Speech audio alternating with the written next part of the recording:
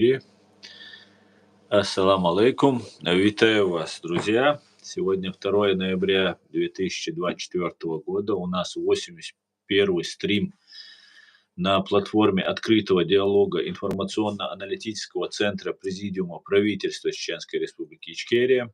19 часов 6 минут по центральноевропейскому времени, 20 часов 6 минут по городу Джахару. Я вас всех приветствую и нашего постоянного ведущего, сопредседателя Президиума правительства Аяда Идигова. Аяд, Машвойль, и сразу тебе слово.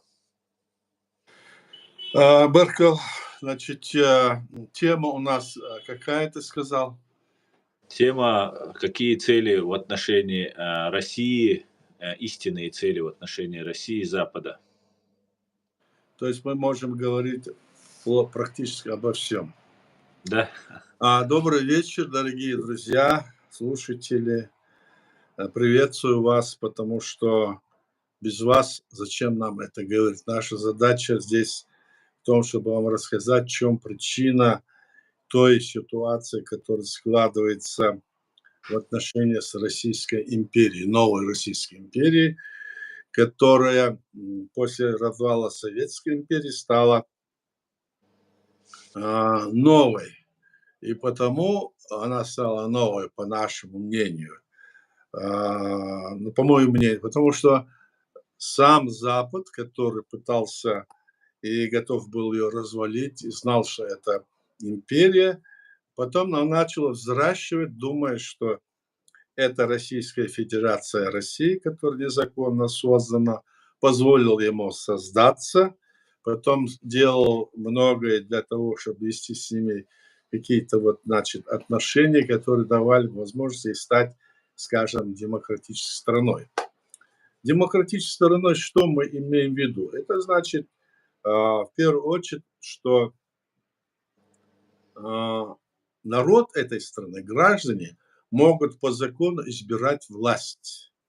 Вот что такое демократическое, скажем, избрание и демократия. Это в первую очередь. А второе, конечно, есть и приложение. Там, значит, свобода слова, там это, значит, свобода от политического преследования. Нет этой преследования. Так? Там, значит, это экономическая, социальная свобода минимальная. Так? И там и другие вот такие вот возможности, при которых можно было бы избирать власть, не боясь, что, скажем, эта власть не будет народной. Конечно, в любом случае происходит в человеческой среде, человек есть человек, всегда они пытаются где-то перехитрить все, но в принципе это вот это. А демократические страны пытались тогда Россию сделать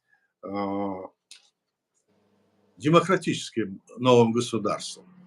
И в ходе этого они позволили этой, скажем, новой Российской Федерации России, одной из республик, из 32 республик, они позволили ей совершать нарушения международного права.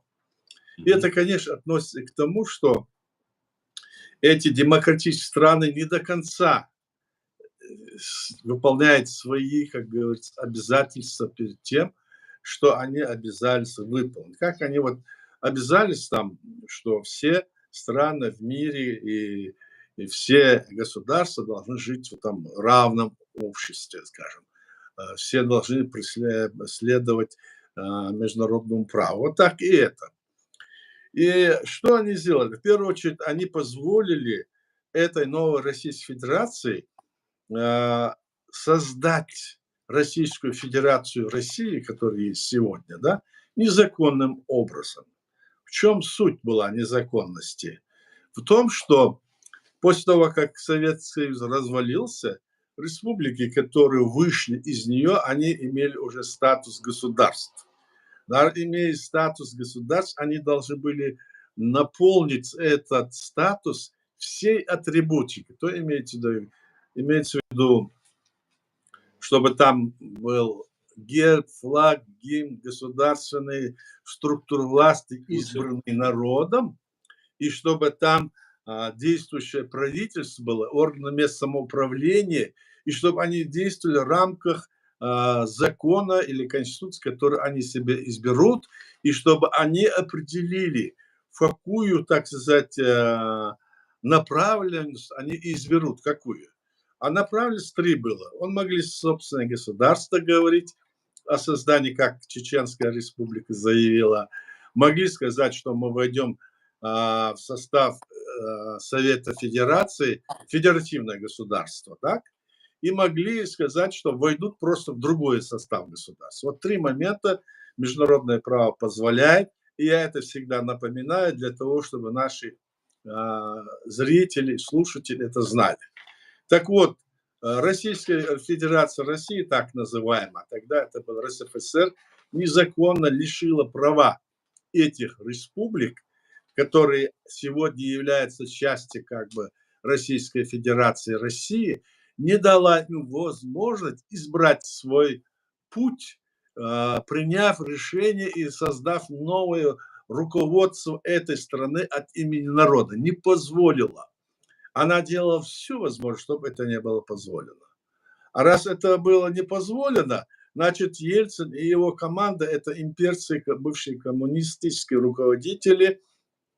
Они закручивали гайки до того, что в конечном итоге пришло к тому, что они даже уже в 1993 году, почти через 2 года, совершили еще один государственный переворот в самой Российской Федерации России и, значит, расстреляли Верховный Совет РСФСР, потом, значит, незаконно, не путем, как это должно быть, а путем опроса населения незаконно, значит, приняли Конституцию, в которую вписали еще незаконно Чеченской Республикой, которая не входила в состав этой Российской Федерации России и была создана еще до того, как эта Российская Федерация России была создана 31 марта 1992 года, а наша страна была создана еще раньше.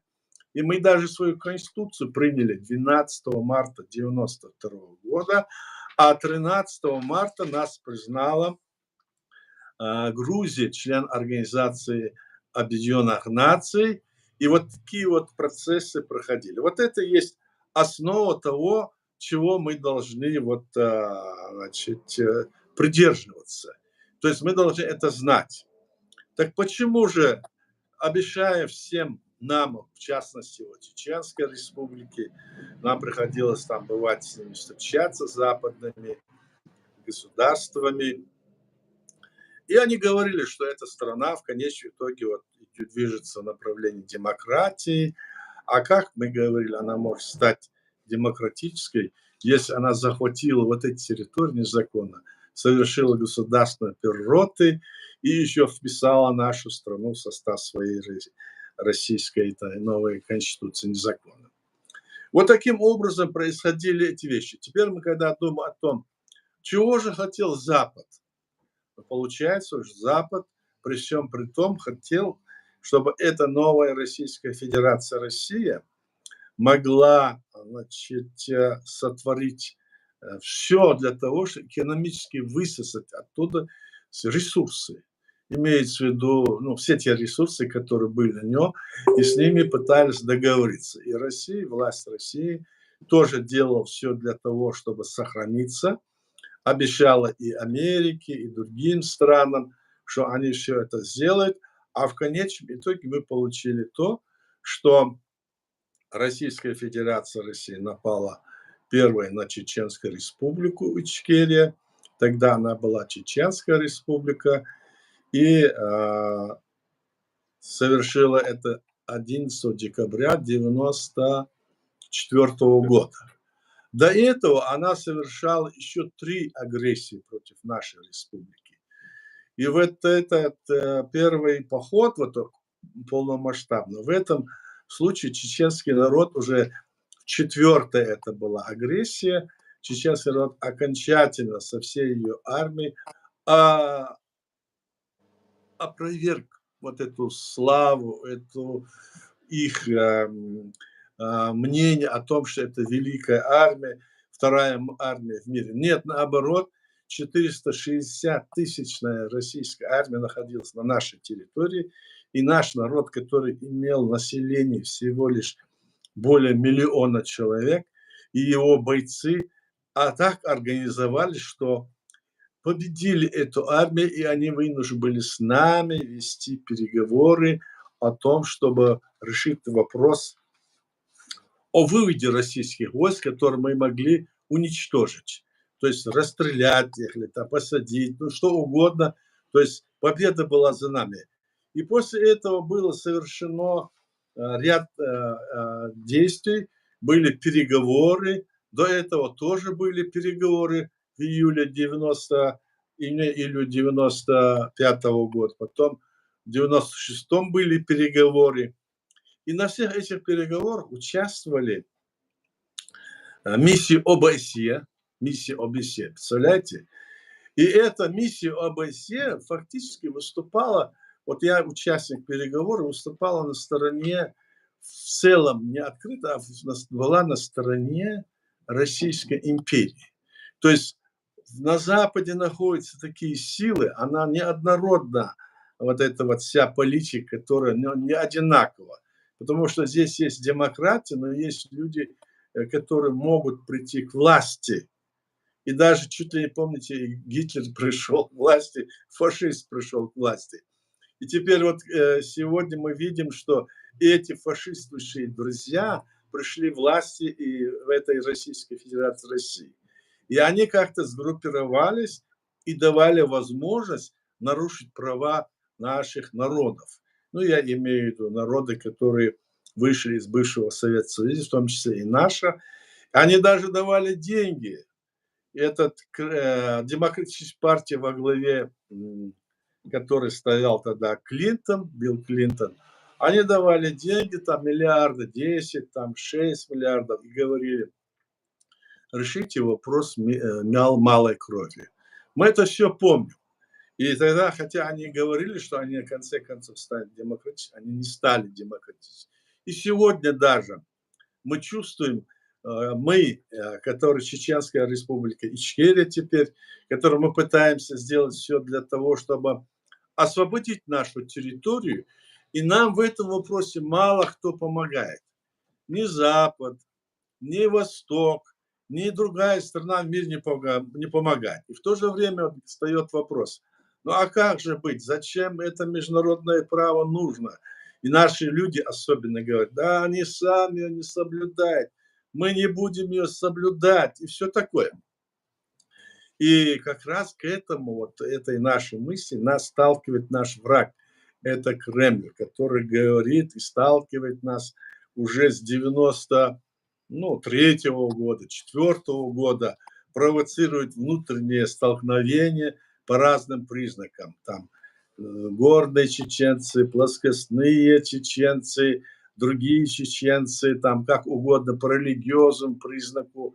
В конечном итоге им удалось все же столкнуть при помощи своих друзей из арабского мира, руководителей диктатских режимов, они нам всучили, как говорится, другую религию, другого толка, и говорили, что мы были не мусульмане, или наши религиозные люди, как бы, значит, оказались, что чуть-то не еретики. Это как раз возымело для Кремля, и мир это видел. Но не хотел разбираться. Нас хотели оттуда выслать, нас хотели оттуда выдавить. Я свидетель того, как вот они принимали разные документы, планы были у Кремля, а даже у Советского Союза выслать нас вдоль до Дальнего Востока и туда потом заселить русскоязычное население. Вот о чем идет речь. И сегодня даже после того, как туда они захватили эту территорию, после того, как они оказались там и посадили своих марионеток, они и этих марионеток не хотят жаловать, они их пытаются тоже столкнуть, потому что в них проявляется вот это внутреннее содержание, ведь в народе это проявляется, хотя марионетки ведут себя достаточно однозначно, а в народе это проявляется. Они чувствуют, что наш народ не согласен и что все это сделано сейчас не приемлем для менталитета нашего народа. Наш народ никогда, наши люди никогда не были рабами. У нас никогда не было ни князей, ни хозяев, ни баринов не было. Поэтому у нас такой менталитет, и поэтому мы ведем себя достойно в любой ситуации. В основном наш народ так себя ведет. Поэтому я вот говорю, что западная вот эта политика, которая проводится, мы с ней тоже должны быть очень, ну, скажем, внимательны в отношении них, не думая, что они нам вот все на блюдечке решат. Поэтому мы должны действовать здесь, что есть на Западе, должны однозначно на основе этой демократической, скажем, нашей конституции, на основе международного права должны вести работу на Западе. Но чтобы мы ее вели, нам не позволяет это делать. Кто не позволяет? Не позволяет Кремль, их агенты влияния и наши некоторые заблудшие люди, которые находятся на Западе, наши беженцы тоже. Поэтому в этом вопросе мы можем дать, как говорится, объяснение по любому вопросу. Хотя у нас вот много вот здесь возникает вопросы. Вот я разговаривал с некоторыми нашими людьми, часто разговариваю. Они говорят, вот не надо говорить о том, что мы там все, надо делать вид, что мы как будто все едины. Но если мы едины, так что же мы будем делать? Давайте, если мы едины, объединимся и будем работать над тем в рамках современного международного права, значит, требовать освобождения нашей территории и признания нашего государства сегодня. Вот над этим мы должны работать, и здесь вот отношения, которые мы должны строить, отношения вот западных стран и этих политических сил, которые здесь тоже неоднородны. В некоторых странах есть откровенно фашистующие партии или движения. Мы с вами это знаем. Вот на этом я пока завершу, а потом, если будут вопросы, будем дальше, как говорится, продолжать говорить. Баркушин. Баркалаят. Благодарю. Напоминаю всем, кто нас смотрит, пишите комментарии в ТикТок, в YouTube и в Телеграм-канал вы можете заходить и непосредственно принять участие, если вы хотите, задать вопросы или высказать свое мнение какое-либо. Да-да. Аят, вот если исходить из той концепции Запада, что они взращивают вот эту империю, можно на примере Чеченской республики Ичкерия, когда фактически после гибели, а может быть и до гибели Джохара Дудаева, нас потихоньку уже как бы подталкивали к России. И для чего это делает Запад? Неужели Запад или, например, не будем брать, вот, например, маленькие страны Европы, возьмем большие, Соединенные Штаты, Великобританию, это страны, которые с древней мощной историей и своими очень мощными спецслужбами. Они же должны понимать, что через 10 лет, через 20 лет из этого вырастет монстр. У вас есть одно, к двухлетию вы собираетесь, двухлетию Ичкерии, вы там собрались в городе, тогда это город Грозный еще называется, и там выступает один украинский представитель от РУХа, и он говорит, вы, к американке, он там присутствующий, американке обращается, вы взращиваете монстра, он говорит, вы сейчас, и который вас, вот так пальцем показывает, вас съест, он говорит. И, ну, ладно, нас съедают, нас, если отбросить международное право, гуманитарное право, права человека, ладно, съедим, скормим чеченцев, но самих себя-то должно быть жалко. Куда смотрят вот это политика, спецслужбы? Но скормим чеченцев, ты, наверное, ошибся, скормим чеченцами, да? Ты Ну имел в да, виду? да. Но куда они смотрят, я говорю, что здесь у них, как говорится, основное движение – это валюта, это деньги. Значит, это доллар, это евро. И вот в этой ситуации, когда вот это все вот происходит, Они не смотрят ни на что другое, эти правила они пытаются обойти. Это как возможно создать любую партию, так? Мгм. И можно с этой партией, чтобы она как бы не противоречила, может быть, вот этим конституциям, которые есть здесь, и люди там, если их поддерживают, власти в целом на Западе, да, в целом определенное специальное решение не принимают. Допустим, ни Америка, ни другие третьи не принимают решения против нашего государства, к примеру. И не принимают против, допустим, Украины, не принимают. Мгм. Они говорят, вот, что вот давайте, мол, создавайте свои государства в рамках международного права. Так? И в то же время у них есть внутренние вот эти движения и расколы, и разные точки зрения по этому вопросу. А в то же время мы знаем, что многих этих политических деятелей, многих вот этих деятелей, которые чуть ли не фашистуют, ну, скажем, социал-демократы или еще какие-нибудь да, социал-националисты, они практически сотрудничают с режимом империи, и у них берут деньги, и поэтому это не только, скажем, вот эти конкурирующие власти, но даже отдельные там, ну, скажем, бизнесмены, какие-то фирмы, туда отправляют свои, значит, целые комплексы, ну, предприятий, и там пытаются заработать через наличие дешевой рабочей силы, так, они их отправляли в Китай, направляли в Индию, направляли в Россию, везде вот диктатский режим. И там они, короче говоря, получали большие доходы. И это было хорошо для того, чтобы развиться этим западным странам. А сами государства в целом, да, они придерживаются и стараются придерживаться действующего международного права и требуют от всех этих, скажем, движений или партий, чтобы они это соблюдали. Но все зависит от того, как сам поведет себя народ в той или иной стране и насколько она политически, как говорится, сознательна, нравственно сознательная. В общем, и какое отношение могут они иметь вот далеко находящаяся от запада Чеченская республика, которую на карте никто не может увидеть, как они говорят. Но для нас это очень важно.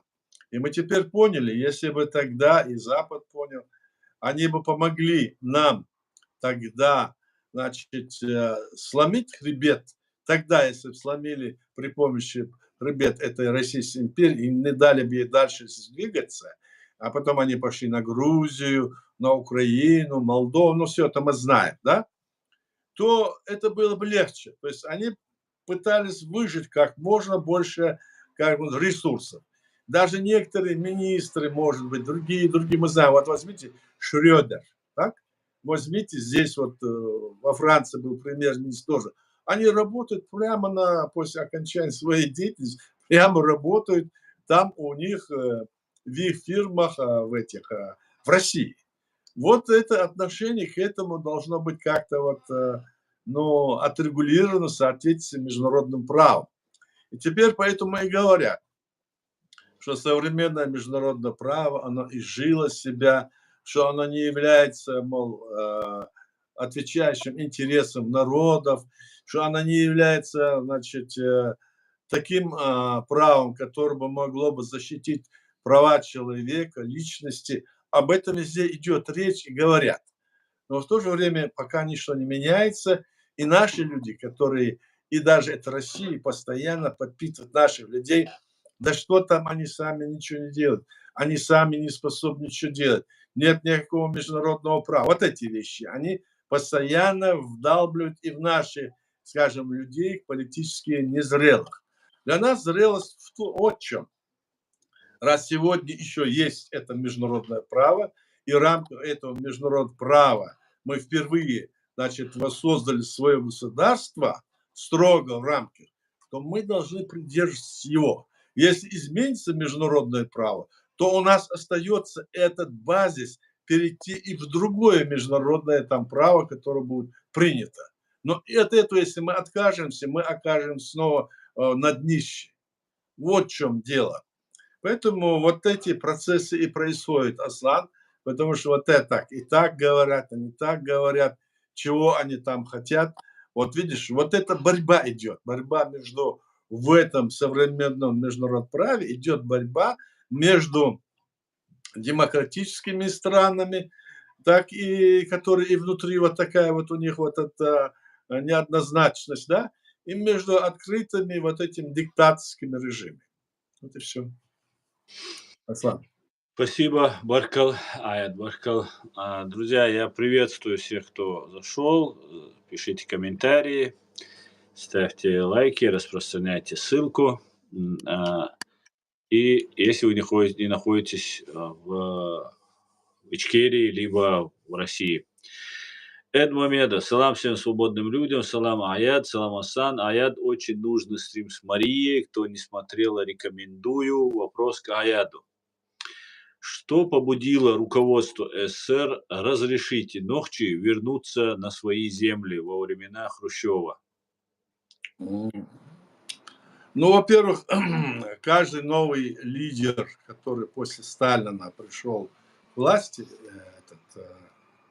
Хрущев тогда был, да, он, естественно, критиковал то, что делал Сталин, называл его там диктатором, называл его всеми негативными формулировками, и поэтому он, значит, главный вопрос Советского Союза был в том, что нужно было какие-то вопросы решать и развиваться, да, и поэтому вот он не только чеченский народ, он все народы, которые были высланы, как бы вернул назад на свои территории. Вот в этом была, но это было, не было, скажем, отход от имперской власти самого Хрущева. Но в то же время мы, как говорится, все, которые вернулись назад на свою родину, все народы, ну, как-то благодарны, конечно, Хрущеву, потому что он это сделал. Он же мог и не делать этого, а он это сделал. Так что в нем вот это, его вот это отношение и к нашему народу, и к другим народам, мы должны этот момент приветствовать. Вот это и побудило его, ничего другое. Аят, а не могло это быть давление Запада, Абдурахмана, Авторханова, других активистов, хоть и немного, которые были на Западе? Но это могло просто информировано, они информировали, оно никак не влияло. Главное было то, что Сталин умер, так, или его отравили, и он пришел, новый человек пришел к власти, и он это сделал. Систему власти он не изменил, систему власти, но Конечно. зато внутри системы он был более, так сказать, лучше, благороднее или человечнее. Он хотел показать это, и поэтому он, как бы, значит, все эти народы, которые вернулись, были на стороне мыслями, душой, приветствовали Хрущева тогда. Вот он нам дал возможность вернуться, а думали, что не вернемся. А тот устраивал вот то, что устраивал, мы знаем, убивал людей, заставлял. Он еще, если остался бы жив, он там планировал еще большие какие-то репрессии против народов и не собирался возвращать эти народы на свои территории. Да. Вот это я так думаю. А то, что Авторханов и другие это говорили, это, конечно, влияло в информационном отношении. Он вел работу, а так, чтобы он там не говорил, никаких движений не делал же Запад. Он же не требовал вернуть их, эти народы от Сталина. Нет. Они договорились, когда они не выставили претензии к Сталину, эти западные страны. Нет. Так что здесь, с моей точки зрения, вот так вот. Но тоже они внесли, конечно, в это дело свою копейку, как говорится. Я так думаю. Мгм. Здесь Нателла пишет комментарии, сейчас я оба зачитаю, и от Нателлы, и от Эда. Нателла. Хрущеву надо было очернить Сталина любыми путями, потому он так поступил, и он сам не лучше был его. И Эд говорит, как вы думаете, Аят в те времена Хрущева было немного потепления США и СССР? просили у США индустриализации, и США поставила одно из условий — позволить Нохчи вернуться. Нет, речь шла не о Нохче, речь идет о всех народах. Посмотрите, все народы, которые были тогда высланы, да, в том числе и немцы, и калмыки, и, как их там, татары, даже литовцы, и разные, даже те же русские, которые там от казачества. Называйте любой народ, который был в ссылке, им всем было это дано. А то, что они запросили именно против, в пользу чеченцев, ну, я это не слышал. И в то же время я согласен с тем, что он был сам не лучше, чем Сталин, потому Мгм. что он эти документы тоже подписывал под, скажем, росписью Сталина. Но он все Конечно. равно хотел как-то себя очистить, облагородить, что ли. Вот это было, да. Мгм. Ну, это, у них принято после, смерти Да, вождя все валить на вождя, и все, кто да, вместе с да. вождем убивали людей, становятся святыми фактически. Да, да. Тогда тебе тоже такой же вопрос. Вот, ты говоришь, что США поставили одно из условий, я немножко дополнил, говорит, все народы, не только отдельно чеченцев, все народы вернуть. А есть ли какие-нибудь документальные подтверждения тому, что или отдельно чеченскому народу, или всем народам, США, поставили такие условия? Можно где-нибудь это прочитать? Потому что это очень важно было бы. Даже всех народов взять — это очень важный такой аргумент, ты приводишь. В то же время, говорит, в то время появились такие заводы и фабрики, такие же, как Микояновские, Лихачево и многое другое. Ну да, они до сих пор. Да, я об этом знаю тоже, что Соединенные Штаты Америки присылали свое оборудование, присылали своих специалистов, особенно по строительству гидроэлектростанций, так, и крупных заводов. Вот они присылали и делают, я читал много об этом. Да, Америка всячески туда пыталась вот как-то возродить и помочь Советскому Союзу. Но в конечном итоге же мы видели, во что это потом вылилось, в холодную войну, потому что ну, мир развивается, и все хотят стать более сильнее, а Советский Союз так тот вообще имел планы весь мир захватить. Везде, во всех странах мира и Европы расставил свои эти коммунистические партии, которые там они возглавляли, платили им и содержали. Америка так делала. Они вот этот ленд-лиз для Советского Союза сделали, сколько они оружия, техники и всего-всего давали для победы в России, в Советскому Союзу. Об этом обычно умалчивает нынешняя и прошлая власть. Они говорили, что это они победили. Они победили. Они всегда обвиняли Запад, что вот они должны были открыть второй фронт, а они его не открыли. Они там обещали открыть вот тогда-то, а взяли и не открыли, и мы сами справились. А потом, когда мы уже их уже начали, мол, бить, вот тогда они только высадились. Вот Это, такие вот были походы, такие разговоры, ну, скажем, такие, ну, как сказать, нечестные были вот эти высказывания. Да. мгм. Да, еще рассказывали то, что уже почти Берлин брали, и вот подлые немцы, чтобы не сдавать Берлин, русским, Русским, да. да, они Советскому Союзу, мол, залезть туда, еще такое. Да, я это сдались, знаю. да. Да, да. Да-да. Ну, мы это все знаем, собственно говоря. А Это это они. отчасти было правдой. На самом деле Да, все силы были брошены на восток против вот этой орды, и сюда не так много, ну, сдавались охотнее сюда, потому что русские творили ужас что, и все хотели. да-да, они всех там, кто в плену, кто нет, там всех там сразу в каталажку или расстреливали, да. Да, и содержали в тяжелейших условиях, голод, холод и все. Да-да-да. Ясно. Ну, это тогда можно предположить, вот то, что сейчас говорит, Эд, что если тогда ошибки, Сталина были ну, хотя бы частично, для нас это, конечно, было колоссальным ударом, который мы до сих пор приходим в себя. Ну, получается, если провести аналогию, то приблизительно может произойти сегодня то же, что произошло тогда, получается. Что теперь, если снимают санкции и поддерживают Россию при условии, что, например, чеченское государство, чеченский народ получит свое суверенное независимое право, которое этот мир почему-то незаконно на его же написанных, по его же записанным законам отказывает нам в этом праве, к большому сожалению. Интересная аналогия. Да-да. Ассаламу алейкум. Продолжите мысль возвращения народов и реабилитация продолжится про пригородные. Ва алейкум салам. Заур Султыгов, я тебя не понял, в смысле твою мысль продолжить? Не могу понять, что ты имеешь в виду. Вот так вот. Мгм. Вот смотрите, сейчас ситуация по поводу Чеченской Республики.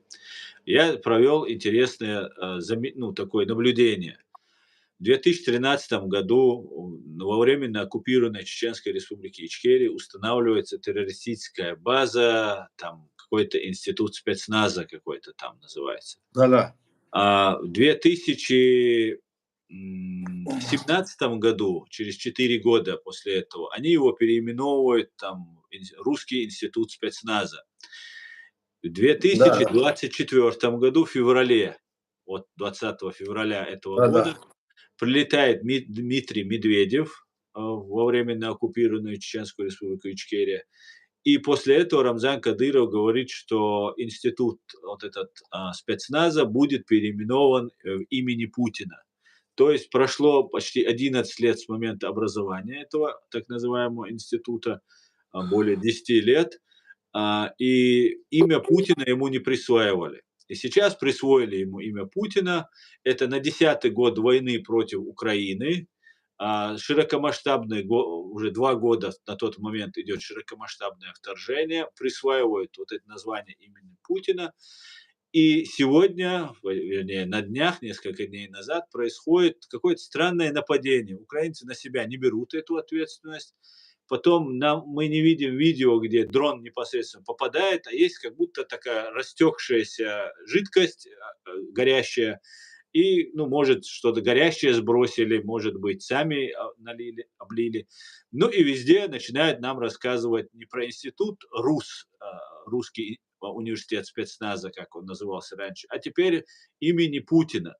И такое впечатление, что теперь чеченцы, и потом Рамзан Кадыров говорит, 100 тысяч у нас резерв, 180 тысяч у нас призывной резерв, мобилизационный 100 тысяч резерв.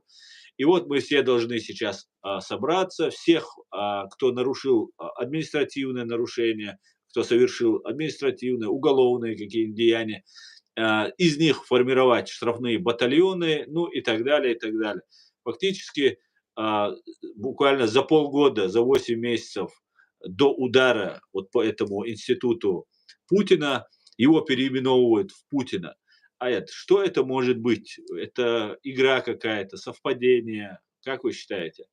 Но я не могу сказать, что это конкретно может быть, что это игра и что это, значит, является, каким-нибудь ходом.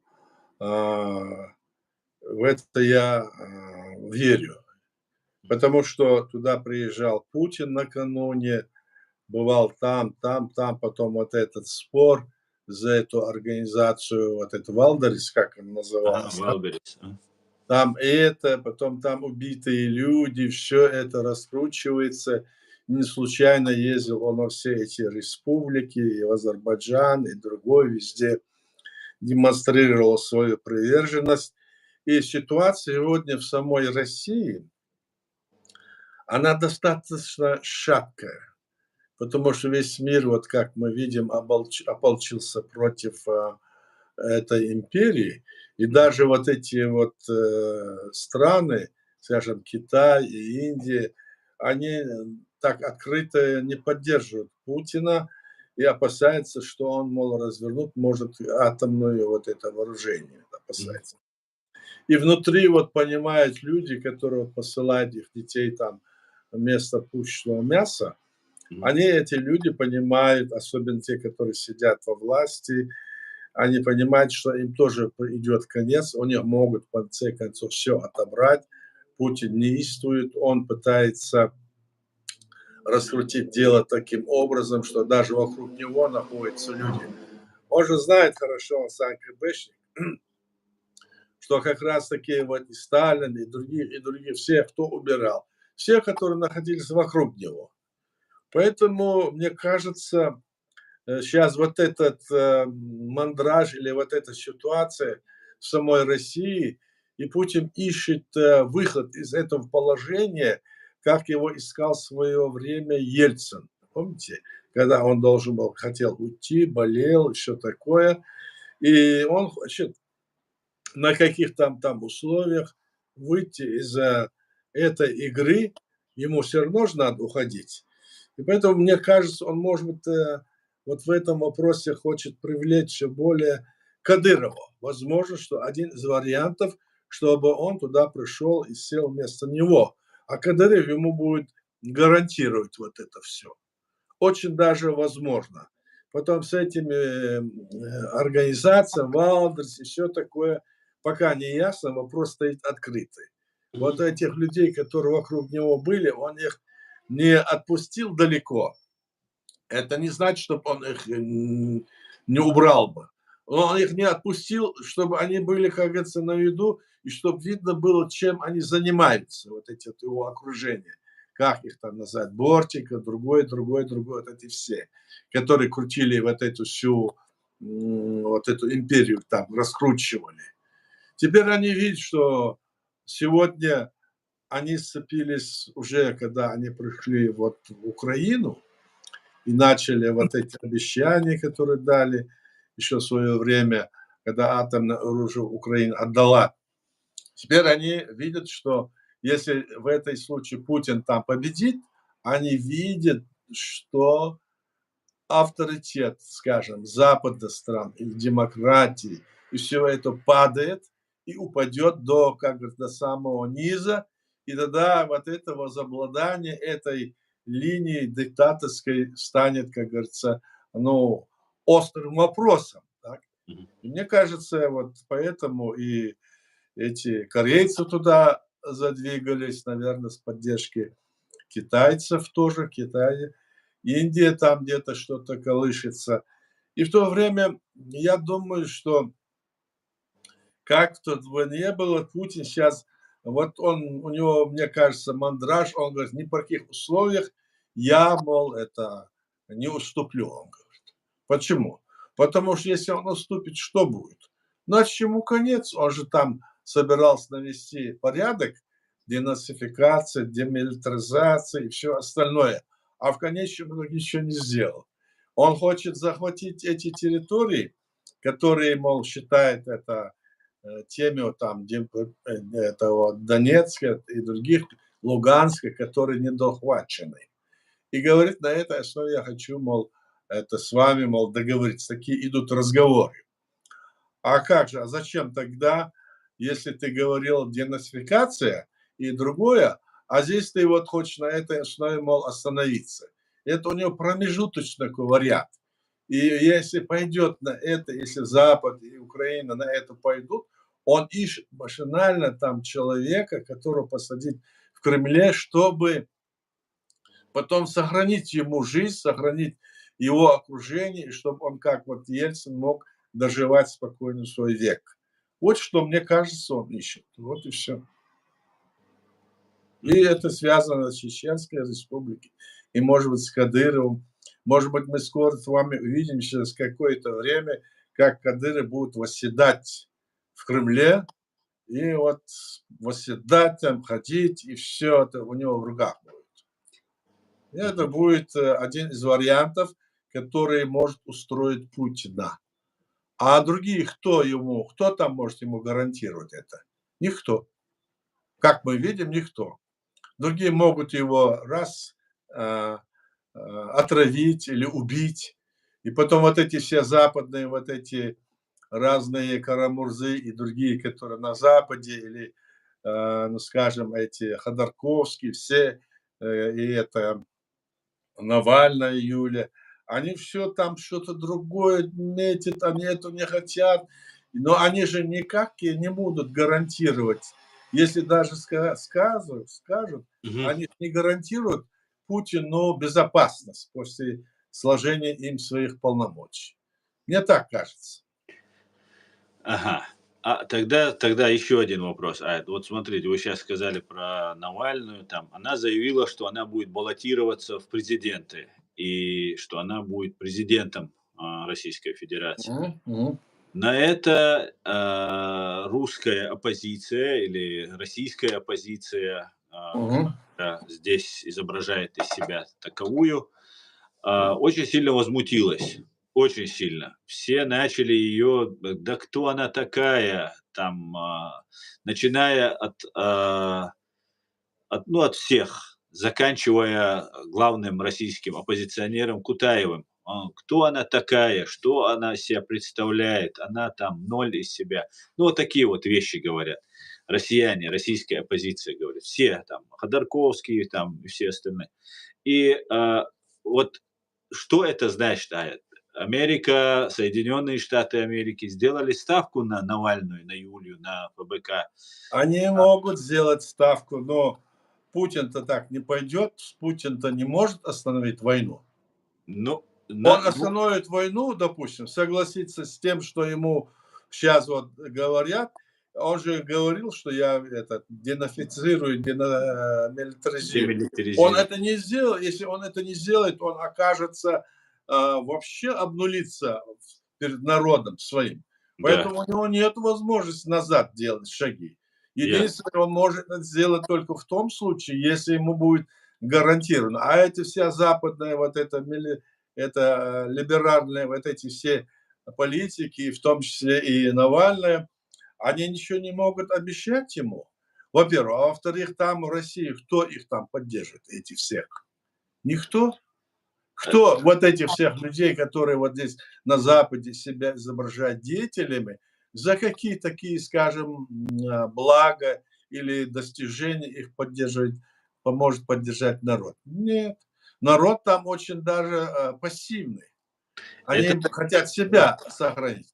А ну, вот если Путин пойдет вот на такой шаг, поставить туда человека, который им еще больше, может быть, чем могут его очень даже реально, что а, Рамзан может сидеть в Кремле. Владимира Зеленского тоже никто не знал, ну, кроме там по его выступлениям в КВН, и там в Кремле, когда он там развлекал, Да-да. людей. После этого он стал президентом с 73%. Дело в Да, хорошей пропаганде, в хорошей да-да. пиар-компании. Мгм. И из Юлии Навальной можно сделать, которая фактически мужа потеряла в застенках, сражался там, треть, десятое.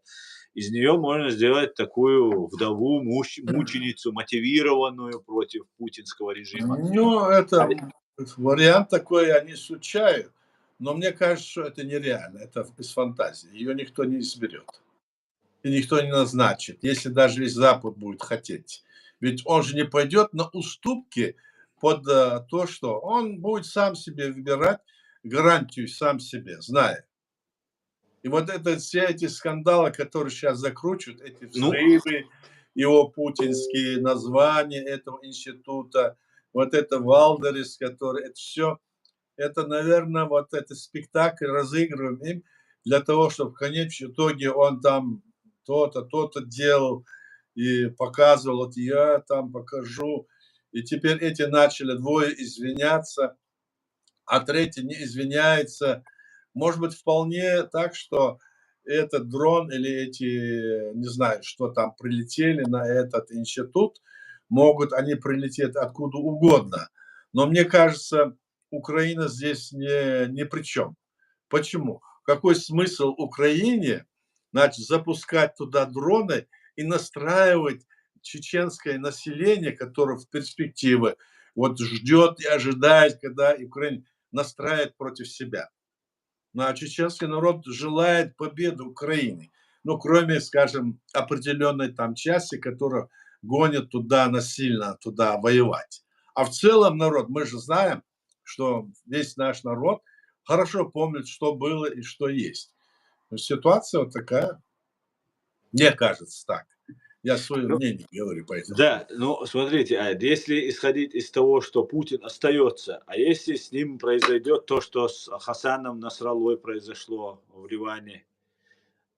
Но тогда не будет то, Пу что произошло с ним, тогда там не будет. Там что-то другое будет, и власти тогда снова может, кто может там прийти? Кто может, кроме него, там взять власть?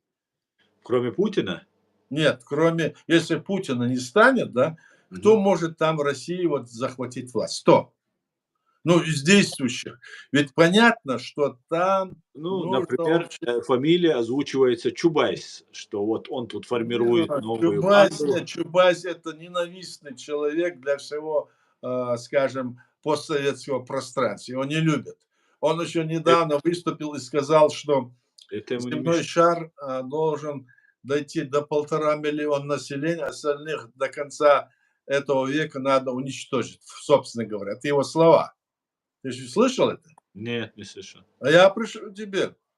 Он выступил здесь, где-то он выступил, я не знаю, в Швейцарии или где-то на каком-то там сборище, и сказал, что вот такие дела, показывает научный расчет, то все показывает, что на нашей планете находится около 7 или 8 миллиардов населения, и уже доказано, что это невозможно прокормить, нет ресурсов, и поэтому в этом столетии мы должны довести население земного шара до 2 миллиардов или до 1,5 миллиарда до конца. Иначе нам не вскормиться.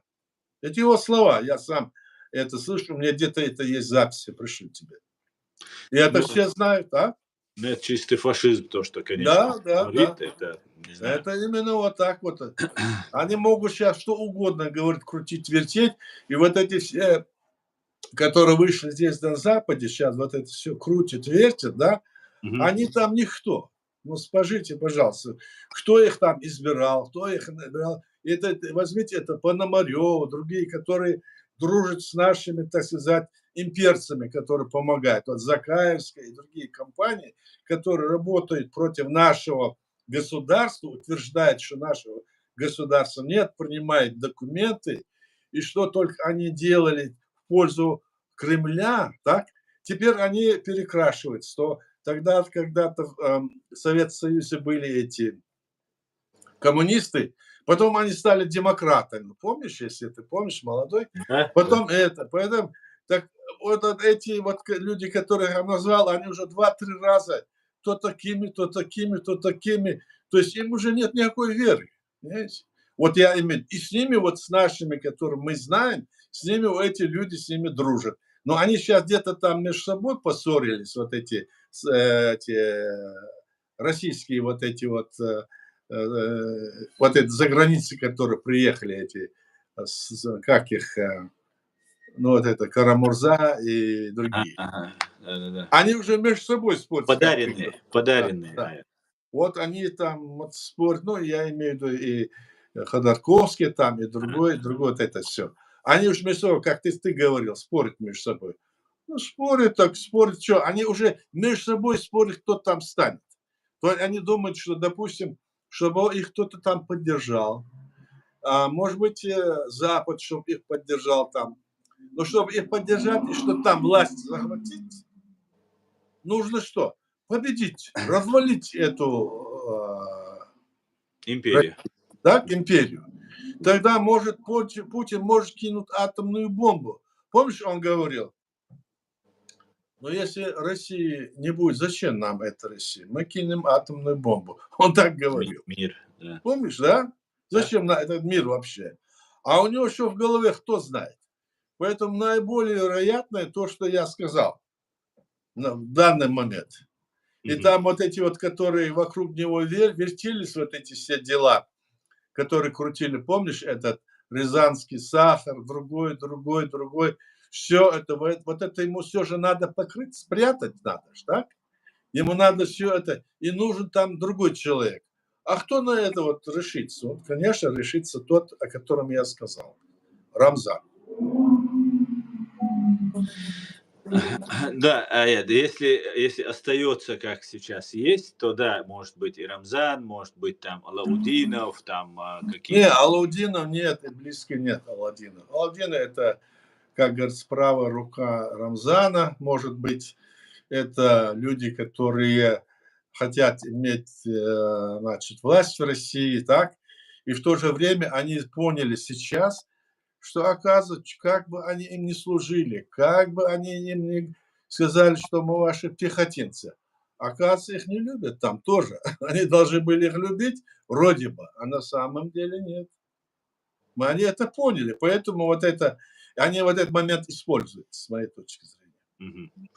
Ну, это если исходить из того, что события будут развиваться сейчас по сценарию, там, например, живого Путина или же сохранения КГБ там, и так далее. А если идет сценарий, например, развала Советского Союза, вот этого времени или Югославии, если будут бомбардировки, массированные бомбардировки, мы уже видим, что потихонечку удары наносятся.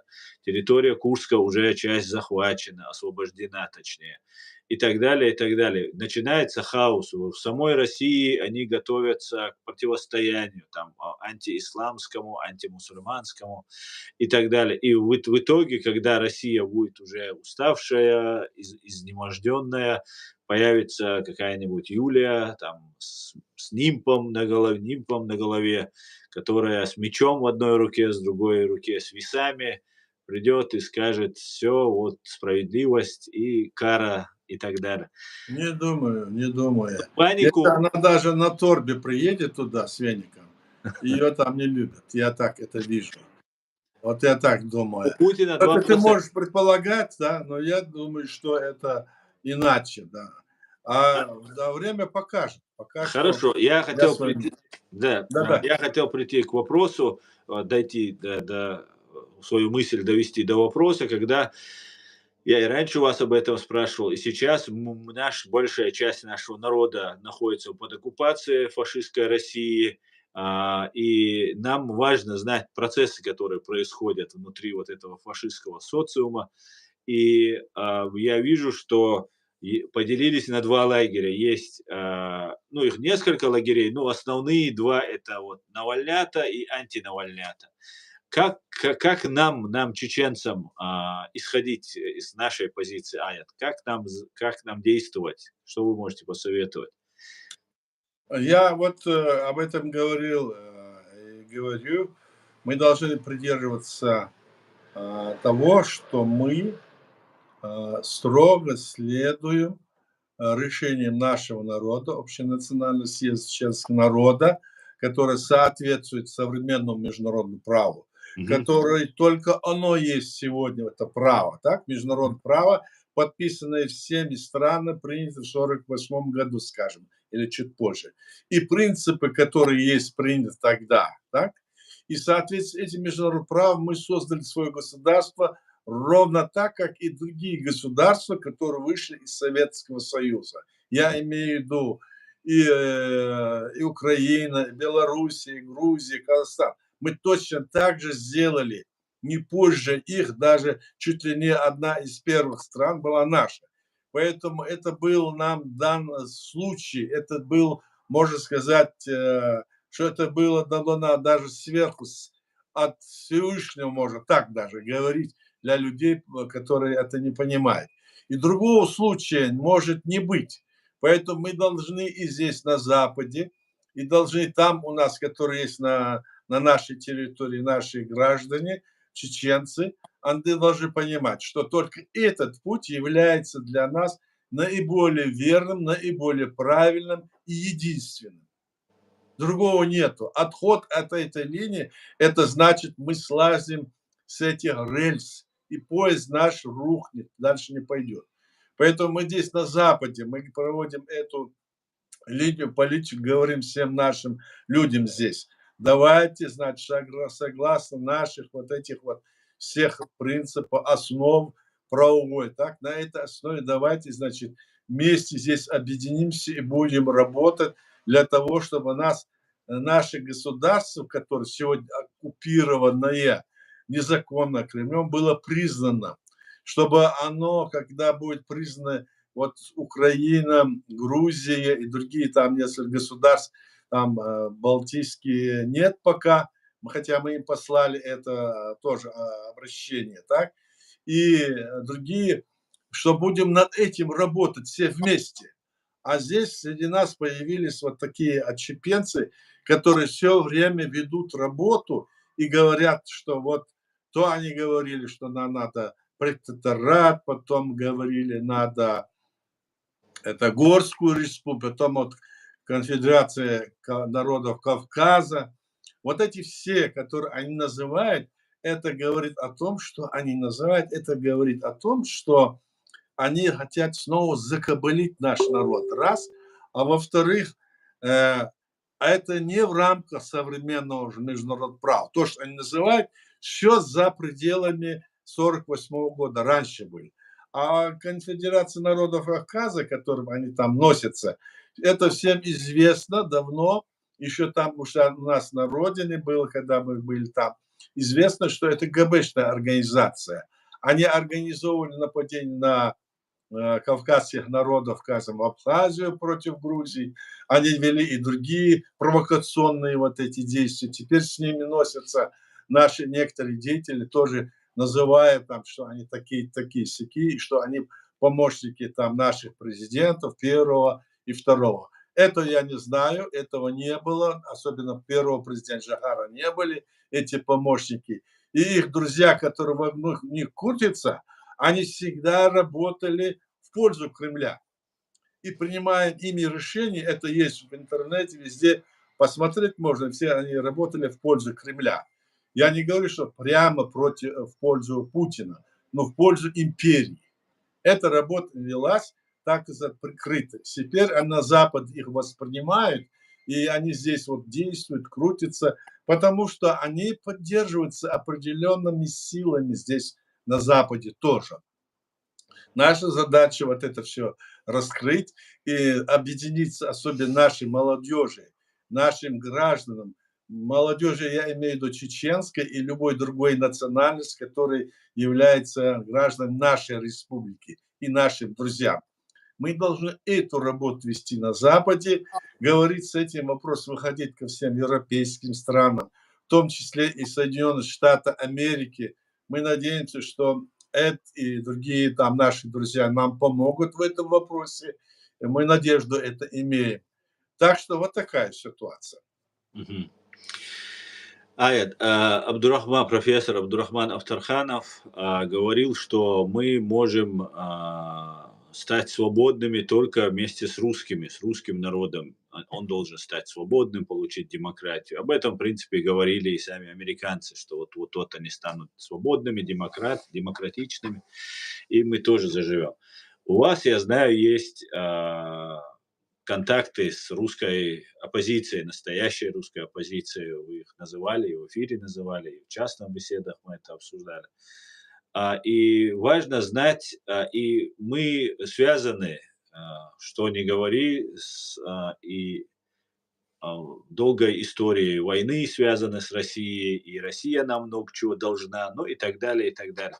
Поэтому я пытаюсь выяснить от Навальнята, Хадарята, там разные третьи, вот те или эти, кто-то же, когда будет новая Россия, новый мировой порядок, будет влиять на Россию. Стоит ли нам выстраивать отношения вот с этими, кого я перечислил, и вы сказали, влияния у них фактически нет в России, с чем я, в принципе, согласен. Либо все вот это отметается, и мы вот с теми, с кем вы общаетесь, и они не симулякры настоящие, или с ними мы общаемся. Вот я к чему хотел подойти, вот понять для себя, как себя вести. Да, я согласен с тем, что Абдурахман Авторхан об этом говорил, но тогда были одни времена, сейчас другие. Мы не можем, допустим, сегодня мы создали свое государство, независимо от того, сказал это Абдурхан или нет, мы же создали это государство. Конечно. Наша задача его сейчас защитить и освободить. И если, допустим, русские перейдут на тот уровень демократии или добрососедских отношений, мы не против.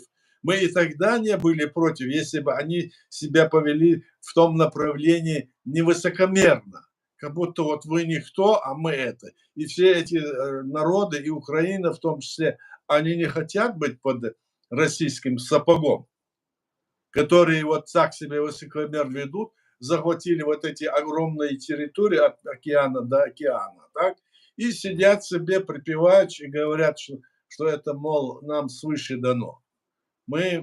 Если Россия станет демократической страной, хорошо, мы не против, но у нас своя страна.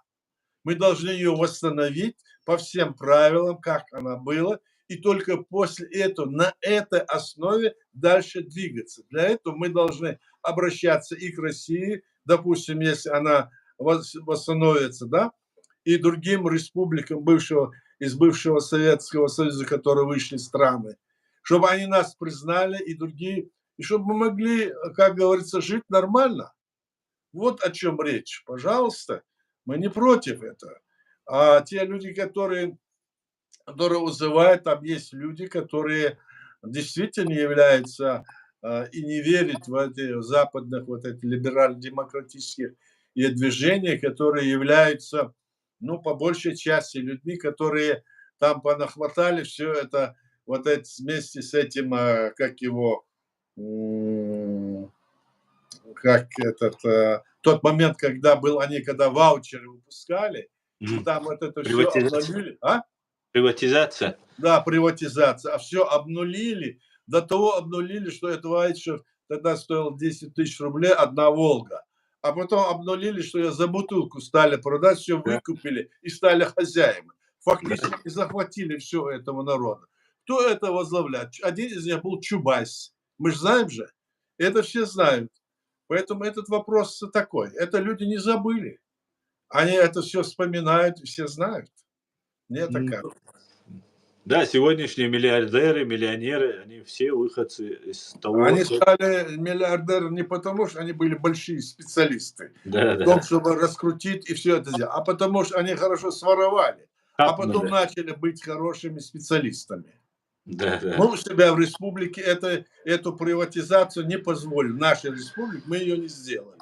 Чтобы знали, там меня спрашивал, помню, об этом. Нет, мы это не сделали. Зная, что там всех, кто перехватит или перекупит, мы это не сделали. А они там это сделали в России. Мгм. Такая Раздербанили. ситуация. Да, раздербанили. Здесь Заур задает такой вопрос: что думаете про Аух и пригородный район? Эти земли же не вернулись, соответственно, реабилитация неполноценная, закон не реализован. Это возвращаясь к тому, что мы говорили про Но депортацию. мы, Щас, щас я да-да. дочитаю. Каким законным мирным способом мы можем вернуть эти районы? Вот все. Но ясно одно, ты мне сам говорил, сколько там вопросов, 20 тысяч таких вопросов у Путина, да, между границами, Да, которые, это территориальный вся, спор. это мины, заложенные Мгм. между народами бывшего Советского Союза, а теперь России. И ни один из этих вопросов не решает власть Кремля. Она легче отдаст чуть ли не половина там территории на Дальнем Востоке России, чем этот вопрос решить. Потому что если это один раз он решит, Мгм. тогда, значит, ему и остальные придет, все поднимутся. Об этом как-то Путин говорил, так? И поэтому вопрос это надо решать вот именно вот преобразуя эту Россию или она преобразуется. В будущем перспективе мы должны это мирным способом решать. Наша территория, которая захвачена была, ну, скажем, у ингушей пригород Драгон, там часть забрали, там в Дагестане, там тоже наши территории, там наши люди живут. Эти вопросы мы решили тогда, еще принимали решение, что мы будем их принимать и решать только мирным способом, но сейчас надо этот вопрос не ставить, потому что это те мины, которые нам, как говорится, в наследство оставляет это империя. Мы должны этот вопрос решать мирным способом. Вот что я могу сказать. А то, что там наших людей в Дагестане там притесняют, то, что они, значит, свои там жилища и туда, где они жили, их не пускают, это все мы знаем. Эти вопросы такие. Это касается не только нашего народа, это касается и других народов, которые были высланы, и другие народы, которые даже не были высланы, их, и они брали, так, карандашом чертили по карте, не спрашивая народов, и границы проводили. И это были те мины, которые заложены для того, чтобы вот так вот, знаешь, сделать, ну, скажем, противоречие, оставить наследство этим народам в случае, если, скажем, Россия или СССР развалится. Чтобы не было там спокойно. Вот и все. Да. Аят, Эд спрашивает, как вы думаете, Грузия удержит свою свободу или совсем уйдет под фашистскую Российскую Федерацию? Но сейчас в данной ситуации, которая происходит, да, я так понимаю, что Грузия, она борется, молодежь ее выходит на митинги, требует, значит, вернуть, ну, или отменить те законы, которые были приняты по инагентам и другие. Они против вот этих выборов, которые сейчас были сделаны, так? Короче говоря, здесь вот такая ситуация, что Грузия, я как-то говорил, мне рассказывали там люди тамошние, что российские вот эти бизнесмены или российские вот эти деятели чуть ли не все вот это основные средства Грузии выкупили в свое время. Ну, вот среди них были и грузины, конечно, но они российские все равно. И, собственно, этими всеми упырями управляет, конечно, тогда Кремль. Представляете, что получается? И в том числе, видимо, и этот Иванашвили такой же, так? С ними как-то хотел сдружиться в свое время Саакашвили. Они ему не дали сдружиться, потому что напали там, помните, войной они пошли на Грузию. В общем, там ситуация очень сложная, потому что это была имперская политика по, так скажем, они после того, как разваливали Советский Союз, пошли, они говорили тогда, ну, придумали план экспансии по захвату всех этих территорий назад. Поэтому вот эта война в Грузии, в Абхазии, в Грузии, Осетии против нас, ну и другие, это все было, это был план запланированный Кремлем нынешним, так, для того, чтобы вернуть все эти территории. А тогда Ельцин не мог сесть в Москве, когда Горбачев он сместил незаконно, собственно говоря. Он не дал ему сесть вновь в свою, как говорится, должность, и его там вытолкнул его, а сам не мог тоже сесть. И он вынужден был принять этот план, разойтись, чтобы затем сойтись. Но и в то же время этот план экспансии по захвату то ли мирным, то ли хитрым способом он это делает. Он пытается, если можно так обмануть, сделать, если нет, иначе. Вот этим они занимаются. И поэтому Грузия, конечно, находится под этим опасным моментом тоже, в том числе. И мы же тоже рядом с Грузией, нам нужно вместе с Грузией и с другими странами этот вопрос поднимать. Мы видим, что Азербайджан дружит с Грузией, мы видим, что Армения тоже, как бы, значит, дружит, не дружит, так вот туда-сюда с Грузией. Эта ситуация нам видна с вами.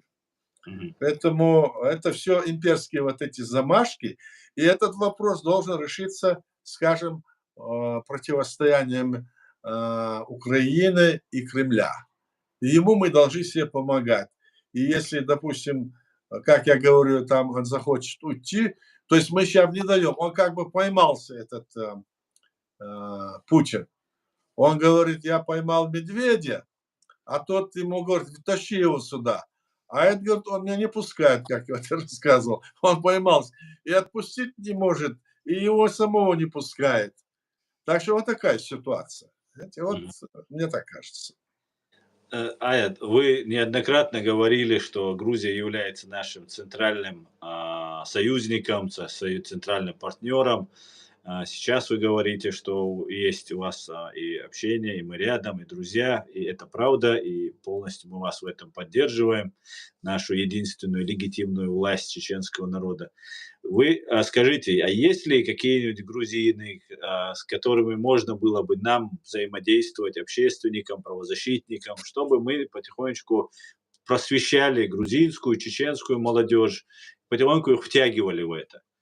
И азербайджанская в том числе тоже было бы интересно. Да, есть. Вот мы с ними уже дважды подписывали грузинской стороной меморандум, продолжение тех наших отношений. Эти документы даже есть приняты. Мы с ними общаемся. Значит, даже когда мы ведем разные эти стримы или конференции, они даже участвуют в наших этих мероприятиях.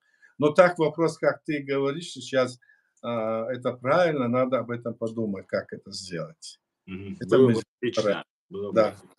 Можно еще молодежь подтягивать Ну потихоньку, да, и молодежь там, и другие есть там люди, с которыми можно говорить, да. да, чтобы их организовывать. Было бы супер, Да. просто важно. Так, Эд задает вопрос. Аят, как вы думаете, у РФ очень много природных ресурсов, даже если эти ресурсы побывали бы не граждане РФ, все люди РФ жили бы намного лучше, что люди в Европе. Почему РФ не хочет развиваться веками? Что много полезных ископаемых и не развивается. Почему так? Это все потому, что РФ нет настоящей свободы личности, нет настоящей, значит, соблюдения современных норм международного права. Они Мгм. соблюдают, так? Мгм. Потому что нельзя избрать там власть. Вот если свободная личность будет, и Мгм. в соответствии с международным правом они могут действительно избирать там власть, так, Мгм. то тогда эти все вот эти чиновники, которые сидят в Кремле, они не получат никогда, они не станут этими Миллиард. руководителями. Вот в этом-то и заключается эта ситуация. Как только дать свободу личности, и если она выйдет и будет избирать, вот, допустим, скажем, какой-то регион, да, вот говорит, голосуйте за кого хотите, не преследуй их, не давай им, давай всем кандидатам равные условия. Ну, в телевидении, в радио, везде. Пожалуйста, давайте, выдвигайтесь. И народ выберет, кого хочет, так? Вот они этого боятся. Поэтому они вот это все, что там есть, захватывали, тащили под себя, как говорится, под себя прятали. Потом это все раздавали и хотели весь мир захватить, коммунизм. Мы весь мир захватим, мы коммунизм построим. Вот Мгм. только по этой причине. То есть они не хотят терять власть. Вот в этом причина вся. Мгм. Ну и обогащаются они, грабят Ну себе. да, это естественно, для этого и обогащение. Да, да, да. Да. Так, совершенно верно. Так, друзья, я вам напоминаю, кто хочет высказаться, пишите комментарии. Абдал, ты или напиши комментарий, или если у тебя есть вопрос, а я думаю, можно будет тебе дать слово. Ты вроде вначале говорил, что ты хочешь выступить, если ты не ушел. Пишите комментарии в YouTube, в Telegram вы можете заходить на официальную страницу и там уже непосредственно принять участие в нашем стриме сегодняшнем. 81-м стриме на платформе открытого диалога.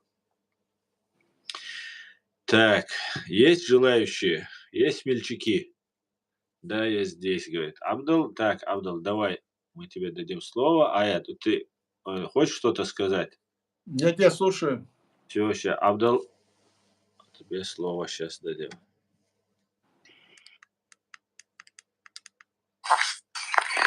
والله دير خلشنا يا ربي يا ما الله شغل دير خلشنا دير المسار نخوي وحيتي دوي حيتي لدوا مال بريات ندوا قطر شوشن ستوش عشوخس شوشن تأخلن كويش سقط دوس الله ده العالش والخشوشن يا رب يا الله يا رب يا الله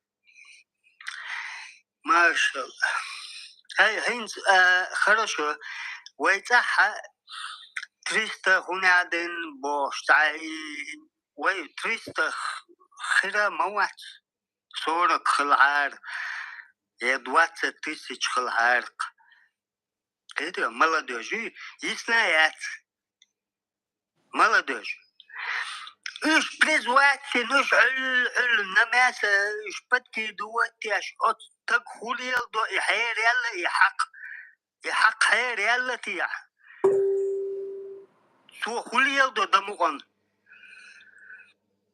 وي هنس خرشو آيا دون ملخز مرز قمالدي ملخز چوتك بس ويم كاجدم توچكم يجح مثل الشيش مت وحي لقط وطغن آيات الله ديريس آمين آمين ولا просто هوات حالي ودوخ دعدو الدير وجا دعدو الخير در كوي حاجة عود تقليل واشتق تو هوليلو يا مؤمن يا حقياتي هوليو تراسوني تو هوليلو تراسوني يا ما يحتاج تحقي ملا دوجة تاع ما يحتاج نوتي جوايس إنتش لحنا حلا هي باختو يجي الناس على الأوكران شو كواس باخ شن ده مواد عبر وزواويتي وتسينخ بوستون زخل بنات سيتا تشيتشانسكا كروفيو آمين إفسادتي بوتين داج بوش زخل بنوت سياب بشو مات سديدة نادين بوستون زخل بنوت سيتم آمين Но нас не поставят на колени. Наших отцов и прадедов никто не поставил на колени. ونحكي قامدو ونحكي دو دالش مولا هو بقى عربي سورسكي عربسكي لبي تيوري وين شوخك شلتشح ويديش شي دوزلح بواشهم بواش قينا تيهم تيقينا كانت يجوغ الخوش در نكش دو ديل دال كنتر دولش просто دوك درسي نو уже دويا صويا لسه حتى دويا عادي اصلا كنتر دولش ديريس ويلون ديريس ويل ده بيرتي ويل ما يدو هاي بروس لا يا اخي عطي ما قدون انا سو درس خاطر درس آيات خاطر ديتا عبد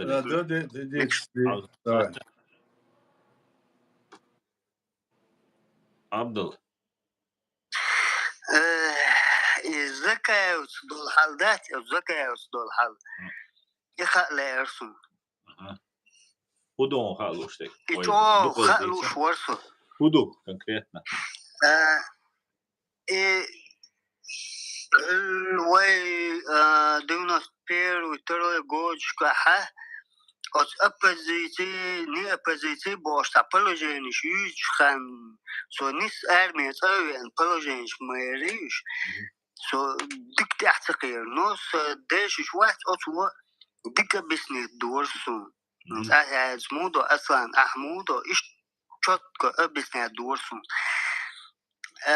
تويلر عجل عبد الله أو تعبان وات هر حتوام بات حتوام الله دالهم حلول بون آخر هاي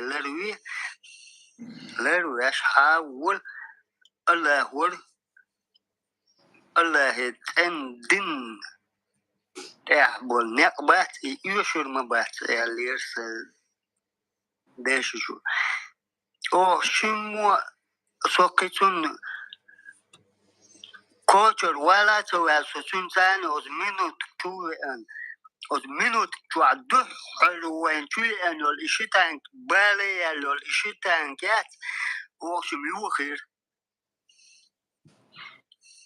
إيوالر دالدي الولا إيوال سوستر سو حالة ويسيت كوتش ده شوسو يو جوهر ويقع ويد داخل ايرس داخل مثلا ويقع جوهر دون كانت عطيلة بوش ده سوسيت واش حوال واشو شو الله دير شي دوح بروست وين يشو كودو غاشو او بوتين يعيو يساتيش عن ودول شو بوتين يسد عدل شو بوتين بوتين يعيو يشو نربيجي ويرغوت كيق واشين Emilagio, yok na جيني güya, تكلا cinne. عيوشن شو Yok na güya, Abdal. молекулярный генетический Минздрав Это Хуицун. Минздрав كلا شو Абдул. Abdal.